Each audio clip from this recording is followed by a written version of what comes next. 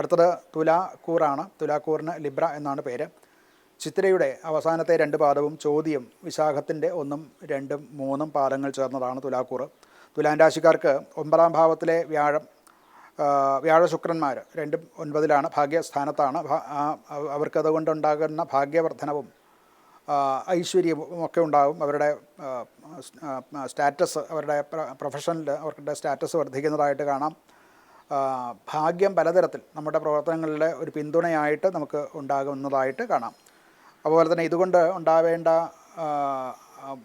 ആശയവിനിമയത്തിൽ കൂടെ ഉണ്ടാകേണ്ട നേട്ടങ്ങൾ അഥവാ ബിസിനസ്സോ കാര്യങ്ങളോ ഒക്കെ അതൊക്കെ വിജയത്തിലേക്ക് വരും. അതുപോലെ അതിന് വേണ്ടിയിട്ടുള്ള പ്രവർത്തനത്തിന് വേണ്ടിയിട്ടുള്ള വിജയകരമായിട്ടുള്ള യാത്രകളും ഒക്കെ ചെയ്യേണ്ടതായിട്ട് വരും. ജോലി അഥവാ പ്രൊഫഷൻ, അവരുടെ കരിയർ സംബന്ധിച്ച് വിദേശ ബന്ധങ്ങളുണ്ടാകും. വിദേശ ബന്ധങ്ങൾ ചെയ്തുകൊണ്ടിരിക്കുന്നവർക്ക് അതിൽ കൂടുതൽ പ്രോസ്പെരിറ്റി ഉണ്ടാകാൻ സാധ്യതയുണ്ട്.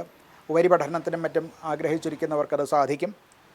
അതുപോലെ ട്രെയിനിങ്ങിനും മറ്റുമൊക്കെ പ്രതീക്ഷിച്ചിരിക്കുന്നവർക്ക് അത് ഗുണപരമായിട്ട് നമുക്ക് അനുകൂലമായിട്ട് നടക്കും.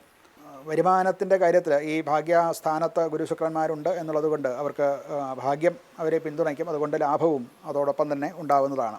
ആരോഗ്യപരമായിട്ട് മറ്റ് ദോഷങ്ങളൊന്നും വരാനില്ല. പൊതുവെ ജീവിതം അനുകൂലമായിട്ടുള്ള ഒരാഴ്ചയാണ് ഇവർക്ക് ഉള്ളത്. പരിഹാരമായിട്ട് ദുർഗാദേവിയെ ഭജിക്കുക. ദുർഗാദേവിയുടെ അഥവാ ദുർഗാക്ഷേത്രത്തിൽ, ഭഗവതി ക്ഷേത്രത്തിൽ ദർശനം നടത്തുക. അങ്ങനെയുള്ള കീർത്തനങ്ങളോ അല്ലെങ്കിൽ ധ്യാനങ്ങളോ മന്ത്രജപങ്ങളോ ഒക്കെ ചെയ്യുന്നത് വളരെ നല്ലതാണ്.